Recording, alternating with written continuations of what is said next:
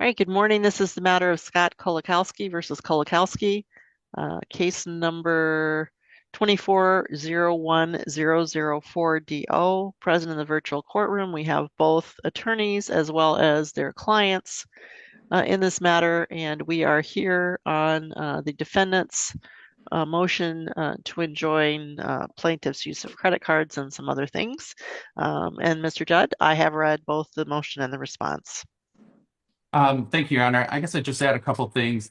With regards to the use of the credit cards, there has been some repayment, but as we know, but not the entire amount has been repaid. So some of it has been repaid and some hasn't. The problem is then on December 16th, the credit card was used another time, I guess a few days before we filed our motion, but not after plaintiff knew that we would be asking for these accounts and that the credit card was linked to her GoDaddy account and it was being used for purposes that were inappropriate. So I'd ask that the court that get enjoined from any further use and that he be reimbursed for those payments and that the credit card be removed from her GoDaddy account entirely. My client doesn't really know what else to do. I know there was some talk in the defense, or I'm sorry, in the response that, he went to the police about this and did this and that, but I don't know what other options because even long after she has noticed that this credit card is linked to her account and it's getting used for, I guess, for her other clients that she's hosting, it just keeps happening again. So I don't know how else to have that stop when it just keeps going. I guess the other issue is as far as the website passwords, etc. When we filed a motion similar to this in October, the response by plaintiff was the defendant has all those passwords and he has sole control of those entities. She can't provide any more information than she has. And then once we filed this again, the response is, oh, well, she took care of that, but he needed to set up a website in order to make that transfer possible.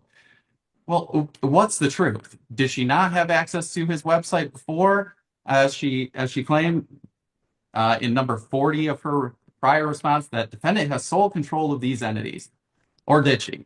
So we're here, and I think the response to this is going to be, well, she already turned all that stuff over, but why is this taking a second motion on the same thing and the response being totally different? So I think that's all gotten turned over. There may be an ancillary piece that needs to confirm maybe connected websites like Instagram or Facebook. I don't know, but those can just be disabled on her end and I guess open new ones open on his end. So we'd ask at least that these amounts be reserved for trial, as well as the cost of having a second motion filed on these. That those attorney fee amounts also be reserved for trial, and that she be strictly enjoined from using that credit card, and that credit card be removed from her GoDaddy account altogether, so it just cannot get used accidentally. Thank you. Mr. Reed. Okay, so we're scheduled for trial in 10 days. And we're here talking about, by my estimate, less than $300. The reimbursements that he requested have been made already. The actions of Mr. Kolakowski in the case have been egregious in the extreme, including doing background checks on myself to try to influence my client. And he has also colluded with her ex-husband, who had threatened to murder her. And he is here complaining about $300 when we have tens of thousands of dollars of debt and assets to deal with. So to the extent that the request is to reserve these issues for trial, that kind of suggests that there was no reason to be here in the first place. The use of the credit card was inadvertent and she has repaid it. I think that's the end of the story. Where we are in this case is Mr. Kolakowski continues his campaign of harassment and stalking that really knows no bounds other than how much it amuses him. So I think the court's going to hear a whole bunch about that at the time of trial, and that's when the court should have heard this as well. Mr. Judd.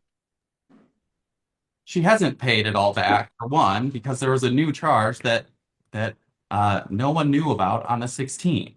And it took a second motion of the same thing for her to change her answer to say that, yes, she does have access to those accounts. And now we have to do it. So that's why we're here. Because this all happened in the last, 48 hours that these things were completed. So I do think it was necessary. And I understand that the amounts can be reserved for trial, but these things can't continue to happen right up until. At some point, enough has to be enough.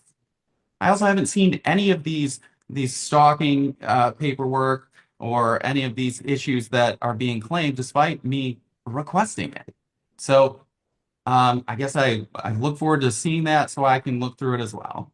Your Honor, I would just point out to Mr. Judd that if he would simply ask his client whether he told Ms. Kolakowski that I shouldn't be advising her in her custody case because I don't have children, he would know the answer to that. Well, that's not a background check. How would he know that, Ben? Okay. All right. All right. I will grant the request for the injunction against using this credit card. I'm not sure what should we place on the record. What is it? The Old National Bank credit card? Is that the one we're talking about? It's Chase Bank. The Chase Chase? Bank credit card. Okay. I Or just think I think we need to identify it. I don't want to use any numbers, but at least to the extent that the parties know what they're talking about. So it's a Chase credit card. Yep, a Chase Bank credit card. All right.